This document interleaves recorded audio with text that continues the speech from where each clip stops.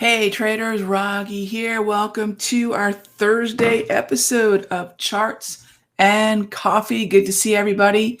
Audio and video should be good to go. All right, great to see everyone. Yeah, I lost the countdown. So I found the culprit for our video issue, and it was that countdown thing that I used to run. So anyway, welcome to Charts and Coffee. Happy Thursday. Good to see everybody.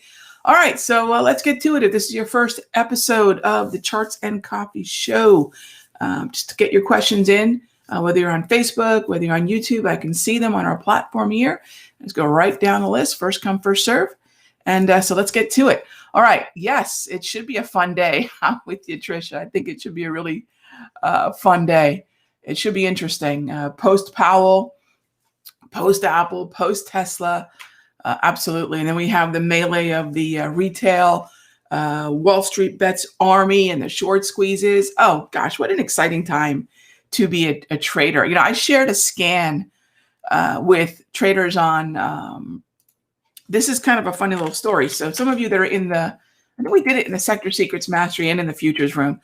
I reverse engineered the AMC run. I thought, okay, it was three really simple criteria. What was the criteria that kind of preceded the AMC run?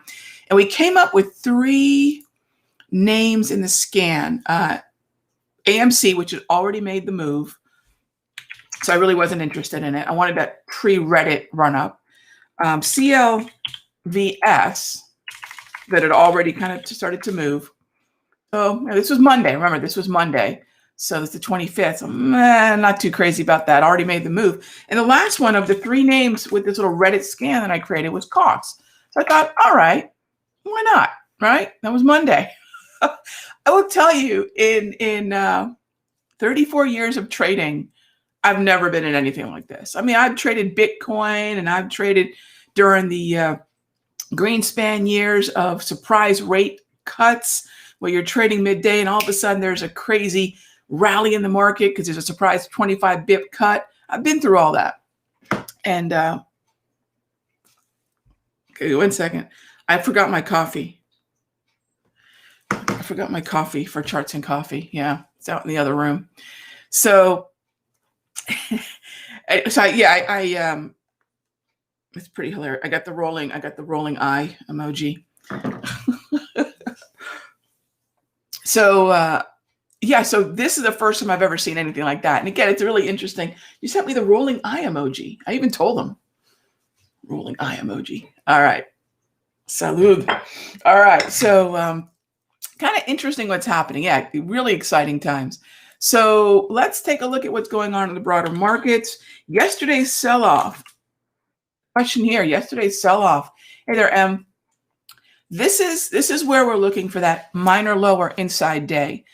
Now, yes, yesterday would be an interesting day to start looking at the calls, but I would only do so with a very small position, meaning that if you are looking for that long position into the wave on a pullback, the Dow is probably a little trickier, S&P and NAS, maybe a little bit easier. I'd say NAS and Russell easier still in terms of where the validity for the trend is in regard to the pullback. But, you know, today's little inside day, which looks like what we're getting on the NAS, should be a good opportunity to take a look at, I would say a pretty small position to look long. I'm not looking short, gang. I'm not looking short. We did a deep dive yesterday. I'll show you a little bit. Why am I not bearish? This is why, right? People can yak on and on about macros and fundamentals, but there's only 4 pillars of macro that matter: growth, inflation, money supply, and monetary policy. And this is part of monetary policy, gang. You know, you take a look at the M2 money supply, you take a look at the total assets on the balance sheet. As long as that continues to move higher, we are good. We are good. I have a very difficult time not wanting to engage the long side. So great question. They're still double green, and Russell's still way out ahead of the pack in that regard. So thank you. Yeah, so let's shift gears. Wheat and corn. So 2 of the swing trades that I've been talking pretty incessantly about, beyond the dollar short in terms of Canadian dollar, British pound, euro, New Zealand dollar, and Australian dollar. One of the other swings that I've been talking about has been the corn and soybean market. So yeah, I've been continuing to look for those pullbacks. 21 EMA in corn and 34 EMA wave for soybeans. And this is just a good old-fashioned, as far as I'm concerned, it's a good old-fashioned swing trade. That's it. When I miss swing, identify the trend, engage the pullback. Really nice move here. In fact, day before yesterday, if you're on the Simpler Trading YouTube channel, check out a video that I cut. It's a free video, and I discussed margin requirements, expectations for moves, and what kind of profit you can expect from a corn or soybean entry, not to mention the ETFs that give you non-futures traders a shot at playing this particular reflation trade in grains, CORN and SOYB. So check out that video. It's a free video. You don't have to sign up for anything. I walked through these two markets. So good stuff. Thank you. Really good stuff. All right, moving on. Great to see everybody. My thoughts on the currencies. Sure. Again, Rolex, I absolutely want to continue to engage the 6A, the 6N. This is New Zealand dollar. This is Australian dollar. Yeah, I'm still interested in looking to them to the long side. The one that we are managing probably closest to maybe proximity to an entry would be Canadian dollar. I love the direction of crude oil, and I love trading the Canadian dollar with it. So actually last night's free video was a deep dive into energy. And if I've got a bullish play on energy, think of the offshoots, because in that video I discussed the offshoots as well. And we're rocking some Colombia Supremo today. Really tasty. I just ground that one up. It's really good. So think about sort of the related markets, because that's really a lot of what I do. We can move seamlessly from futures to currencies to energies to oil stocks to the indices to the ETFs. And when you discover that connective thread, the entire marketplace is your playground. And that's what we want. I don't want to be limited to just looking at options on a handful of stocks. Crude oil is a market we're bullish in. And then so I start looking at oil explorers. I start looking at oil services. I start looking at the energy sector. And then in that video, I even started getting into, well, what does Phillips 66 and Marathon Petroleum look like? So these are all going to be connective, that thread, right? So 6C, to answer your question, right? That 6C is definitely where I have most of my attention on. I know it doesn't look very promising, but be patient. Be patient. We haven't gotten our next round of swings, but I like 6C because I like Canadian dollar, and British pound has been really strong as well. So anytime you've got Powell, or as I like to call him, Powell, you've got to reel in your stops to trailing or even exit in front of an FOMC event if you're trading those currency futures or those currency ETFs or the Forex, of course. So good stuff. Thank you very much. All right. So did they shut down Wall Street Bets? Really? Oh, yeah. Somebody told me. Yeah, I won't put your. I share your sentiment, my friend who put the thing about the Wall Street Bets. I thought they were down for a little bit, but I didn't think they were totally off. I know Discord gave them the boot. No, I see them up right now on Reddit. I heard they were down for about an hour, and then I see they're back, I believe. So check it out. I'm looking at the board, unless it's a cash. I could be wrong, but very interesting story going on with that Wall Street Bets. All right. So can we look at MDT? Sure. Medtronic and a lot of the XLV healthcare ETF stocks have been on my radar. And we definitely want to look at opportunities there. I put XLV on the watch list last week, but I haven't fired off any trades because it did not take me long in the last week to realize that the pullbacks that we're seeing and some of the volatility that we're seeing just might be that tendency seasonally for the markets to have that mid to late January pullback.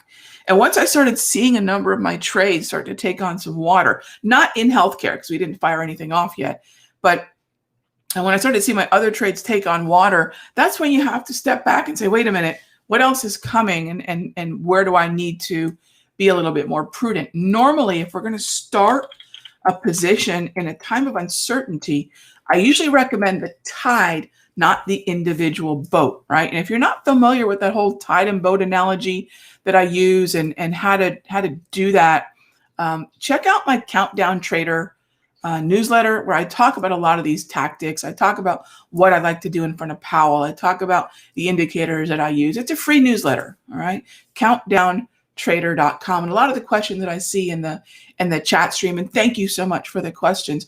These are very much, a lot of these are going to be addressed in that Countdown Trader. There's an issue or two out every single week. So yeah, do check that out.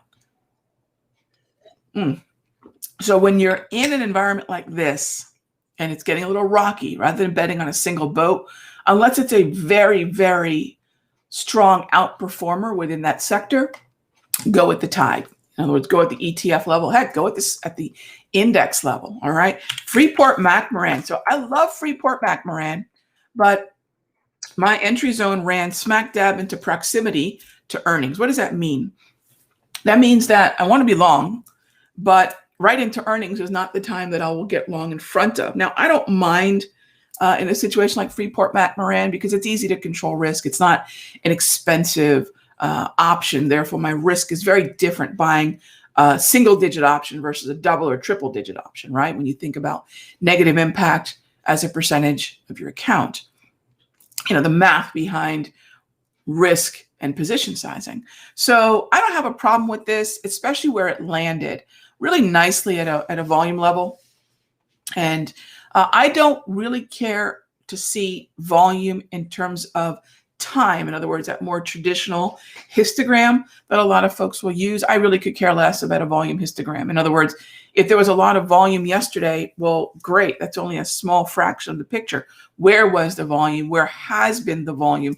So I study volume using VWAPs, volume profile, because that allows us to measure volume at a price level. Very, very different in terms of the way in which, when this lands here, look how much more information I have knowing volume at a price level as opposed to what do I want to get here? I want to get to, so if I'm looking at Freeport-McMoRan, what I actually want to compare it to is copper. That's what I want to compare this particular market to. So what I would tell you is when you're looking at Freeport-McMoRan, keep an eye on copper futures. Copper futures pull back, Freeport-McMoRan is likely to pull back. I'd like to see a nice volume level on copper as well. But I've been playing copper to the long side for many, many months. And this is not going to shake me loose from that bullish directional bias. So thanks for the question. LRCX, sure. All right, so looking at a little Lam research. Again, earnings is the issue. So this is a good example, though, of something we talked about just the other day in the Charts and Coffee show, which is if you have proximity to earnings, right? Let me get my handy dandy drawing tool out here. If you have proximity to earnings, think a little bit more about not the week of or even the day of or the day before. Think about, so this is our earnings date right in here. Think 2 weeks out. Think 4 weeks out. Think, well, clearly I'm not on the chronology, but, where I would start thinking about if there's anything I want to do with Lam research is really right around here. That's where I'm starting to put this thing on my radar. This is where the trade starts to look interesting to me, right? Because if it's double green, 6 weeks out, 4 weeks out, that's the trade. That to me is the trade, or even in here for the run, right, into the rally into earnings, not on that date. Does that make sense?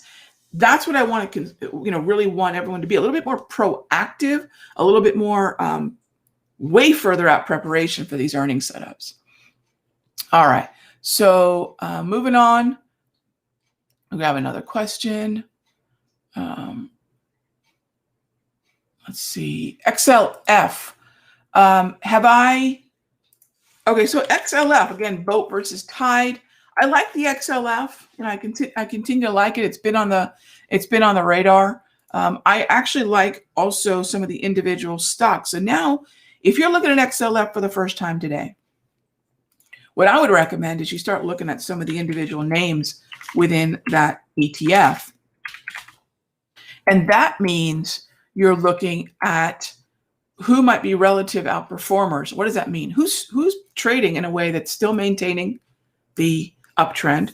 Who's trading in a way where they're performing better, stronger, right, than XLF itself? So you can get a little bit more granular down to the individual stock level. Again, I'd rather stick with the ETF level if possible, so I can bet on many, many boats. But in the XLF with earnings in a rearview mirror, now I can start to look at some of the individual names and say, okay, you've got earnings in the rearview mirror. How did you survive earnings? In the case of American Express, yeah, not so good. In the case of a Goldman Sachs, far, far better. Remember, though, when the tide goes out on the broader indices at the YM or ES level, it is then going to affect this level, right? And then, you're going to look at the individual stock.